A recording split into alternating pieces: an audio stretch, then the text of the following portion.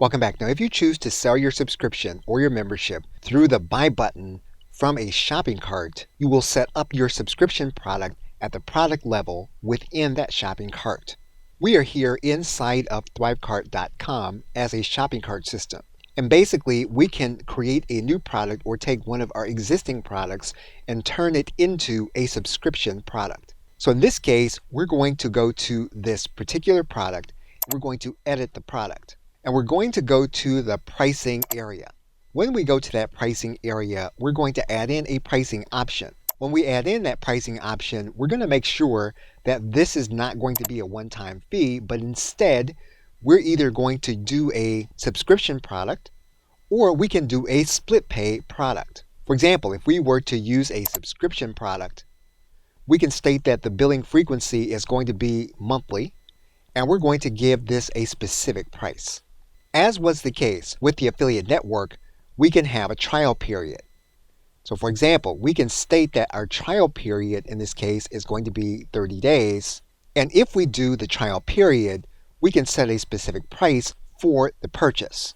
And what you'll see is that the customer is going to be charged one amount immediately and the monthly amount every month thereafter. We can also determine how long this is going to happen.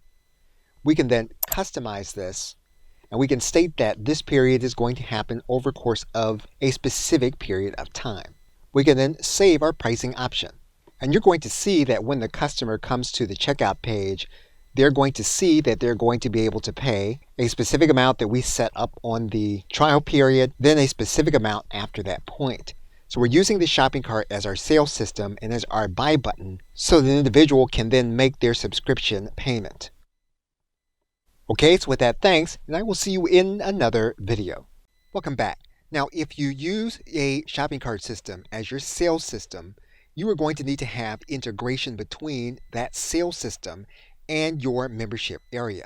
We are now looking at thrivecart.com, and we have choices within this individual shopping cart system. Now, within Thrivecart, the individual can have their member area inside of what's called Thrivecart Learn. And again, that is a Thrivecart-based member area with its own membership pages. However, you can choose another membership platform if you already have one or if you don't want to use Thrivecart Learn. And in this case, you're looking within Thrivecart and you'll see that there are two options. You'll see an option for Teachable and you'll see an option for Wishlist Member. The reason those two options are available is that they have been integrated with this individual account inside of Thrivecart. Thrivecart, as a shopping cart system, has specific integrations available that you can connect to your account. Now, if you self-select for membership platforms within Thrivecart, you'll notice that there are specific platforms that Thrivecart integrates with. These are the platforms that you will use in order to connect to your individual products. And again, you'll notice here Wishlist Member. You'll also notice Teachable that are available with this individual platform. Now, every shopping cart will not have these individual integrations. In some cases, a shopping cart system may have more integrations, or a shopping cart system may have fewer integrations. What's important is that you find out which shopping cart to work with so that it integrates with your membership platform, or you can use a custom integration like Zapier. And that means then that each individual platform, you will authorize an integration with Thrivecart and that platform so that you can use it inside of your product purchase. Once an integration is available, you can then select it to deliver access to your membership. And so again, when the individual makes payment, they will be given access to this specific platform. When they stop making payment, their access will be revoked to this specific platform where your subscription product or membership is being held. Okay, so with that, thanks, and I will see you in another video. Welcome back. Wherever you are creating your sales system for your membership, you want to make sure that you're going to be collecting the name and email address of the individuals that are making the purchase. In most cases, you will be able to keep contact with that individual through that specific email address. In other cases, you may need to have a process to capture their contact email also. But focusing specifically on the purchase email, you'll want to go to your sales system And you'll want to make sure that you have an integration for your specific autoresponder. You're now looking again at ThriveCart, and you'll notice then that there are specific autoresponders that ThriveCart connects to so that when an individual makes a purchase, you can then have that individual added to a specific autoresponder. In ThriveCart, each specific product has a specific rule that you can add, and when you add that rule, if you have an autoresponder integrated, you can have an individual added to a specific list. And so, for example, if we have MailChimp connected to our account and we have a specific product, we can then choose a specific list to have an individual added inside of their membership purchase. If you are going to create the purchase inside of an affiliate network, in most cases, you can establish a connection with autoresponders that you have integrated with the affiliate network. Every affiliate network has specific autoresponders that it integrates with. You're now looking at Warrior Plus, and that is the case. And so if you have created a specific integration, all you'll need to do then is within the individual product to connect to that autoresponder service. And so every purchase, that individual's email address will then be added to a specific list that you have designated. Now within specific course platforms, you're going to have a limited number of integrations available, specifically when it comes to autoresponders. You'll notice here that MailChimp is an available integration with Teachable.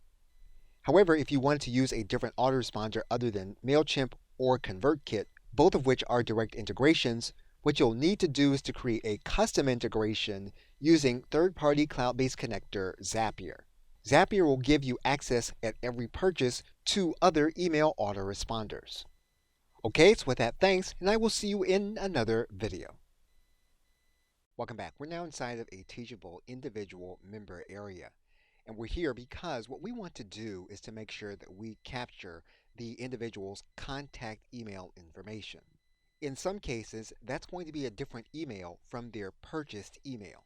What that means is we're going to need to choose an area inside of our course where we know the individual is going to land, and we're going to place HTML code in that area. Now, Teachable has an element where we can add in custom code, and we're going to add in that custom code from our autoresponder, which is going to be an opt-in form. And so you're going to add the embed code from your autoresponder. In this case, we're looking at the autoresponder MailChimp.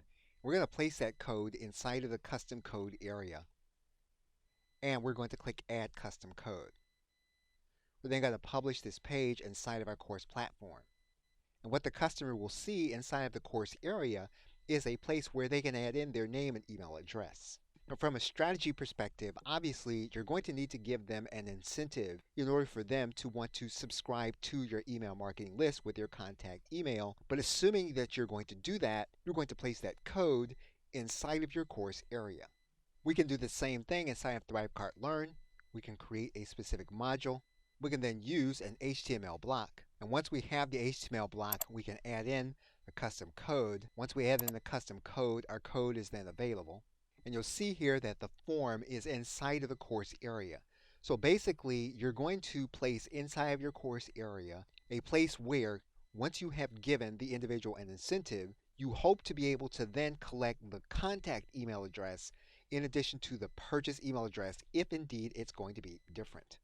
Now, when you create your form, you're going to make sure that you send the individual to the same list that you have for the purchase email address, so that if an individual uses the email address for both purposes, they won't be added to your email marketing list twice. Okay, so with that, thanks, and I will see you in another video.